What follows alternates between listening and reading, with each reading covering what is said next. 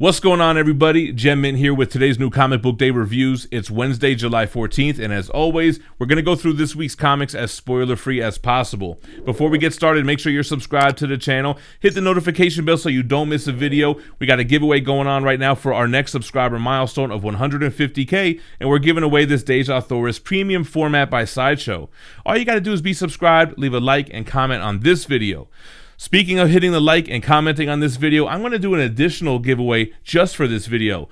Last week's new comic book day reviews are just shy of 700 likes. If this video hits 800 likes or more, this Sunday during our live stream, I'll pick a random comment out of this video, and that winner will win any t-shirt that they want from our Teespring account. So hit the like and comment below. Also, before we jump into the reviews, a quick word from the sponsor of this video. Cheap Graphic Novels is your online home for brand new graphic novels and collected editions up to 50% off cover price. They pride themselves on packaging your books so they arrive safely and in excellent condition, as well as prompt and helpful service. Check out their bargain bin for even greater deals up to 90% off cover price. CGN is excited to announce that they're now taking pre-orders. They're making it easier for you to ensure that you don't miss out on the hottest releases. Cheap Graphic Novels is currently running a special promotion for the Gemini. If you're a first-time customer, let them know that you were referred by Gem Mint Collectibles at checkout, and you'll receive a credit for free shipping on your next order. This promotion is only valid for the United States. Cheap Graphic Novels, your source for the hottest books with the kind of deep discounts and quality shipping and customer service that will keep you coming back for more. We're also going to do this week's video a little bit different to see how it goes. I really like it when I go over the digital comics and I have the image on screen. The artwork is large, you can see what I'm talking about. So I'm going to do that for all the books this week, and we'll see how it goes. We're going to start with Image with the Silver Coin issue 4 by Jeff Lemire and Michael Walsh. Wow, great issue. This issue takes us into the future, almost like a future state type of scenario. It kind of reminds me of like that dystopian future from Terminator 2 Judgment Day. And you have these people, these kind of bandits that are trying to pull a heist. They get caught by the police or whoever's in charge, and it causes them to go on the run. Like all the other issues, the main character finds the silver coin, and this one is so different how they play with the futuristic aspect of it. Anyway, Jeff Lemire, one of my favorite writers, and I really like what he did with this issue of Silver Coin. Next from Image, we have Haha issue 6, the final issue by Prince, Morzaro, and O'Halloran.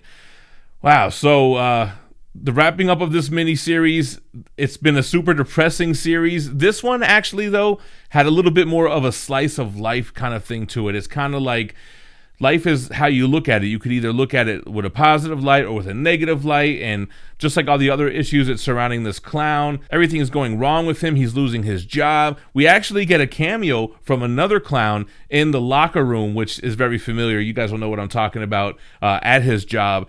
And it plays with the idea of suicide. It's really crazy. The art style is kind of lacking of detail. It's kind of like Mike Judge on Beavis and Butthead or something like that, but this issue was good. It really wrapped it up kind of nice, and it had a good message to it. Moving on to Image Skybound, we have Oblivion Song issue 32 by Robert Kirkman and Lorenzo De Felici. Man, I just did a Omnibus Haul video today that I recorded. It's not going to be out for another couple of days, but the artwork in this book is just so extraordinary. I mean, the color palette is great. These big, elaborate landscapes, whether it's on Oblivion or on Earth. We're dealing with this Kuthal invasion and kind of looking at it from both sides, trying to figure out what the humans are going to do to either fight back or to go to Oblivion to try to talk some sense into the leaders there. So great issue, progressing the story, and amazing artwork. Moving on over to Valiant with Ninjak issue 1. This is by Jeff Parker and Javier Polito. And man, this book kind of got trashed on YouTube. I saw in Facebook groups, and people really just trashing the art style. And what's funny is it has like a similar art style to Haha, maybe a little less detailed, kind of like a 4-color technique to it. Little to no detail, just very like line worky. And I didn't really hate the art. I mean, art is art, so I really wanted to give it a read, give it a chance with the story, and the story was okay. A little bit forgettable, espionage, MI6, James Bond-ish type of stuff. So, I might pick up number 2 and see how it goes. Didn't really hook me, but it wasn't like a chore to get through. Over at Dynamite, they have the Invincible Red Sonja issue 3. This is by Amanda Connor and Jimmy Palmiotti with Moritad on the artwork, and it's just a fun series. I originally started reading this because we had the exclusive variant for issue 1, and I just want to play it through and see where it goes. The scenes where Red Sonja is on page steals the show. She just has such great dialogue. She's such a strong character. She's badass. She pretty much could take on any foe. The other parts, the first couple of pages were a little rough for me. But, you know, I like the story. I like the idea that somebody has stolen the crown, the king's crown from this wedding that was supposed to go down, and she's being tasked to go find it, and the king's upset because it's supposed to be his men that are finding the lost treasure and all this kind of stuff. But super fun. Red Sonja in a hot tub with a guy with angel wings. I mean, that was pretty dope. Then we got one from Aftershock, Beyond the Breach, issue 1 by Ed Brisson and Damian Cusero. First of all, wow. The page stock, the paper quality on this book is the best out of the whole stack. It's like, you could really tell the difference when you're flipping through the big two, and then when you go over like to Aftershock, or Boom does a good job of that. Really impressive. Beyond the Breach was super fun, man. This was an exciting story of this girl. She's breaking free. She's leaving her man. He cheated on her with her sister. Her mother died of cancer. She's driving along, and like something happens. She almost like falls asleep at the wheel, but not really. Gets into a car accident and awakens, and she's like where she was left off, but it's kind of like a different dimension. It's kind of like she went to Oblivion, like all these type of insect monsters. It was kind of like a mix of like Manifest Destiny and Oblivion, and it's really wacky stuff. And then it kind of just ends with this big gruesome monster. I'm not going to spoil it, but I'm like wanting to read issue 2 already. I want to see where it goes. Super fun. Moving on over to DC, we have Justice League Last Ride issue 3. This is by Chip Zdarsky with Mendoza and Angelini. So I really like Justice League Last Ride. This issue really didn't do much for me though. I mean, it was kind of like a lot of Batman brooding, interesting stuff with the Black Lantern and who's behind this last ride, this whole kind of, well, it's on the cover, so this whole dark side is kind of thing. But otherwise, it didn't really hook me like the first 2 issues did. Gonna continue to read it for sure. Had some great artwork, very like traditional, like Jim Lee kind of Justice League looking pencil work on this book, but I don't know, I just found it a little bit lacking. Moving on, we have The Joker issue 5 by James Tynion IV. He's joined by Rosenberg, Francavilla, and it has a punchline backup by Tynion and Johns and Boo. They took a big change of pace with this book here, different art style.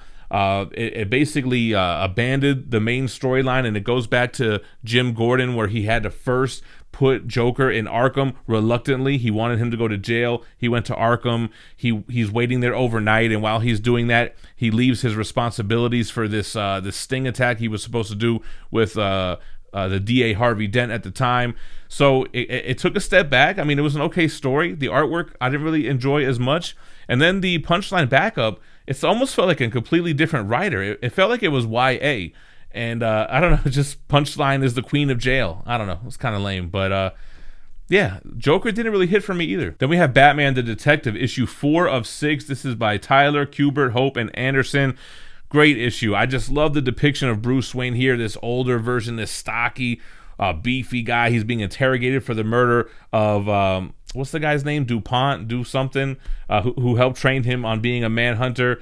And I just love the interrogation. You can't interrogate Bruce Wayne, man. I mean, he was there because he wanted to be there. I like how he says it, like sometimes you find answers based on the questions that are being asked or something along those lines.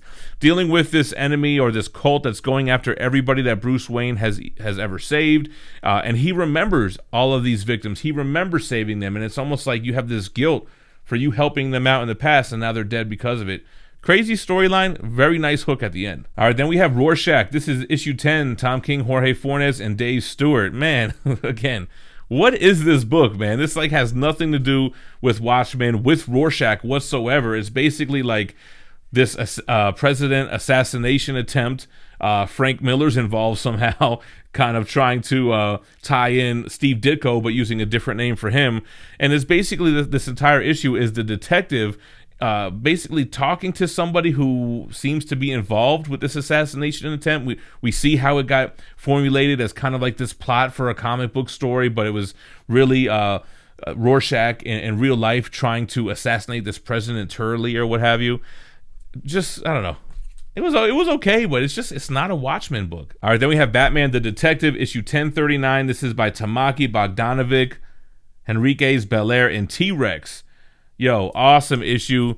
A new villain, Vile. I like this villain. This is the guy who's behind all this killing the children of Gotham thing. We get the backstory on this guy, and it's like true horror-esque superhero storytelling. It's great, and it's so funny how Tamaki, she switches gears from Crush and Lobo to Batman Detective, and she does a great job of having a different style in each book. The art style in this book is great. I've been praising Detective Comics, since I got back into reading comics. It's definitely an enjoyable book, just like the main Batman title. And I'm loving this new character, man. He's got like that kind of predator mouth with the bugs, and he infects people like a symbiote. It's dope. All right, then we have Future State Gotham issue 3 by Joshua Williamson, Culver, and Milano Giannis.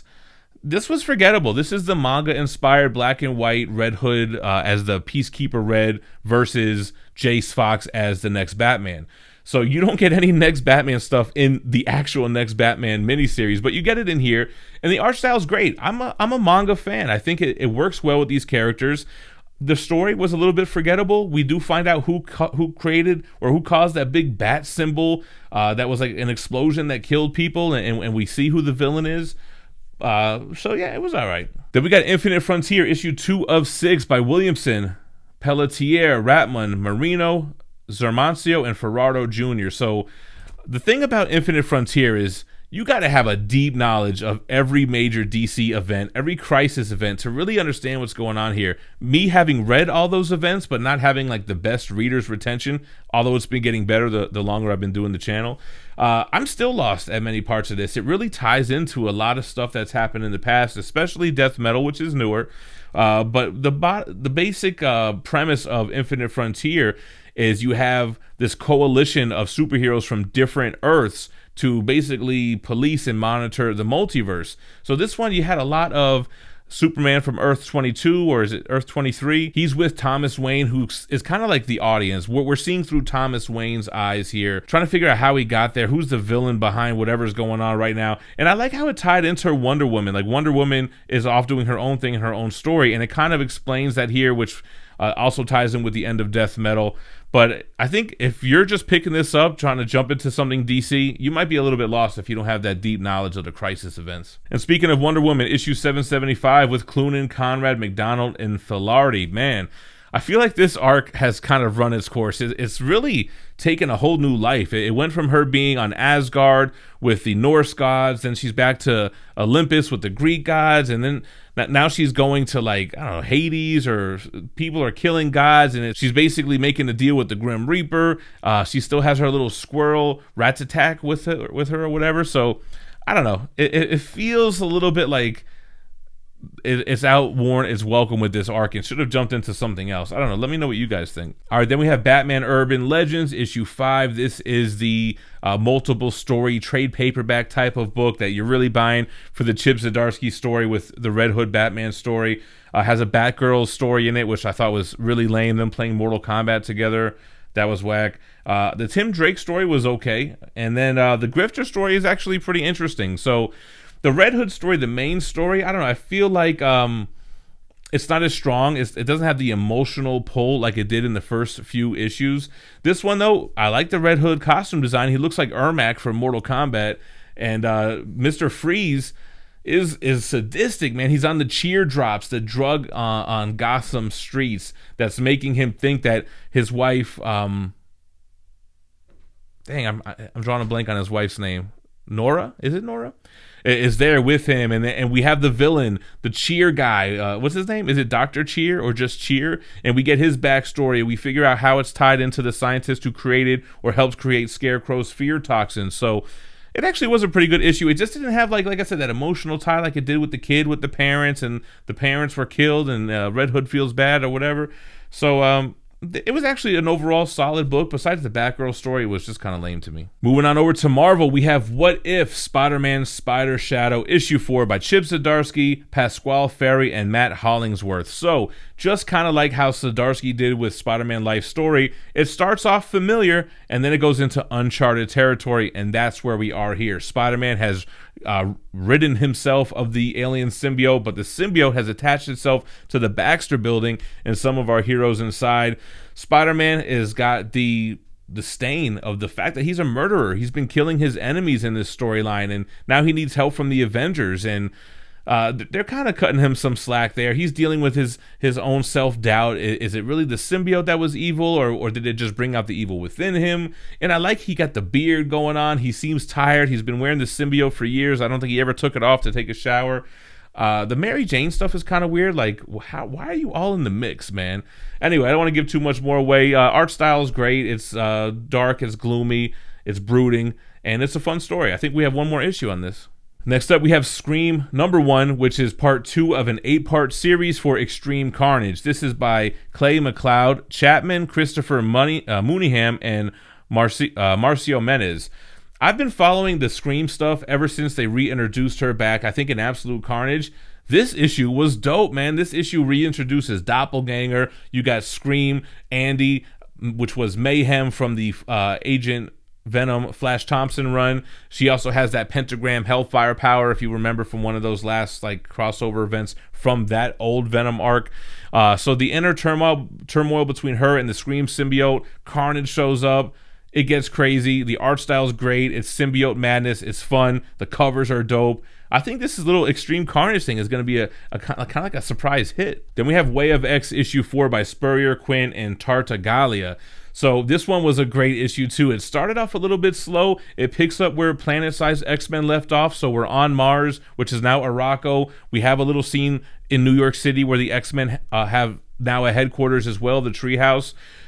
Interesting stuff between Legion with David and Nightcrawler and Professor X. And Professor X does something in this issue that he hasn't done in the entire Hickman run, which I think we'll probably talk about in our Friday or Saturday spoilers video. But yeah, Professor X wants his son and Nightcrawler to fight whatever is influencing mutants on Krakoa. There's something telepathically bringing evil onto the island. We know what it is from the other issues. We know it's Onslaught, but now everyone knows it's Onslaught, and that has huge ramifications here. They seem huge in this book, but probably won't be by the next issue, but you know what I mean if you read it. But I definitely like this issue a lot. Then we have Aliens Aftermath issue 1. This is by Benjamin Percy, Dave Watcher, and Chris Sotomayor. This basically acts as a bridge between arcs in the ongoing Alien saga and introduces us to this other faction, kind of like these Twitch streamers or YouTube streamers, but they're a rebel group in space in the year 2200 and something. And it's this main guy. He's trying to avenge his family and his aunt that have gone on these missions and never come back. It was a great book, man. Same great kind of horror-esque vibes and paneling that you see in the ongoing series. The xenomorph that you see on the cover, a brand new xenomorph with different attributes than we've ever seen in any comic or any movie, which I thought was really fun and interesting. The writing was good. The pacing was good. I like the live stream aspect, and I like how the group, while they're getting separated, the guys are still streaming. So it's kind of scary, man. But really enjoyed this, and I'm assuming from what it looked like at the end here that it's going to pick up in the next issue of Aliens, which I'm already reading, so I'm stoked for that. It's been a really fun series so far. Oh man, Spider-Man. Just when I thought I was out, they pulled me back in. Sinister War issue 1. Nick Spencer, Mark Bagley on the story and the pencils. Then you have inkers Hennessy Dell. Then you got Owens and Reber. So I picked it up because I said, screw it. Sinister War issue 1, and I really liked it. I really liked Nick Spencer's storytelling and his monologuing of Spider-Man. It felt like the Spider-Man I grew up reading. And then you have these two different groups of Sinister Sixes fighting each other. Interesting stuff tying into One Last Day. So that's kind of cool to see what they're going to end up doing with that. I mean, I think we all assume we know what they're going to do with it, trying to right a wrong in Spider-Man lore, but we'll see if that's how it plays out. Yeah, you got Kindred lurking in the background still, kind of stuff happening there. But it reminded me of like 90s Maximum Carnage type of Spider-Man with just so many Spider-Man villains all over every page. It was super fun, so I'm going to continue to read Sinister War. I don't know if I'm going to get caught up picking up Amazing Spider-Man, what is it, issue 75 or something? But I might as well ride out the end of Spencer's run here. It might be okay. And then, guys, on to my pick of the week, and I know it's cliche. Anytime there's a Thor book, it's going to be my pick of the week. But, guys, Thor is so damn good. Donny Cates, say what you will about the man. He writes a damn good Thor story. He's joined by Bedini, Diamaco, and Wilson. Issue 15 starts a brand new arc called Revolutions, which is a 3-part arc. The art style is great. Big splash pages, stuff that can be t-shirts. You have the writing is so fluid and it's paced so well, and he does what he does best with these characters, man. He gives you an aspect you never even thought of. Thor is immortal. You know, he's sitting with Captain America and he's like, hey, when's the last time we even met like this? Like, seriously. And he's like, yeah, I don't know, we fought Null a little while back. And he's like, yo, I'm immortal. So like a battle for me, it's like a second for you. It's like trying to think about what you ate for breakfast a year ago. And it puts into perspective what an immortal god, what it would be like to have memories like this. We're back to Mjolnir, man. Mjolnir's been acting up. Mjolnir has been heavy since the beginning of this Thor run. It even got to a point where anybody could lift Mjolnir. But we find out why, and it's very interesting. I love where it's going here. I don't really want to give any spoilers. It's my number one. I'm going to talk full on spoilers on the top 10 comics of the week that I do with Rock and Robbie. I usually drop it around Friday or Saturday, depending on how I'm feeling, depending on what else is on the schedule. So look out for that. Make sure you're subscribed to the channel so you don't miss it. Hit the notification bells. Like I said, we got 2 giveaways going on right now. The 150K subscriber milestone, which is a long play. That's where we're giving away the Deja Thor's premium format by Sideshow.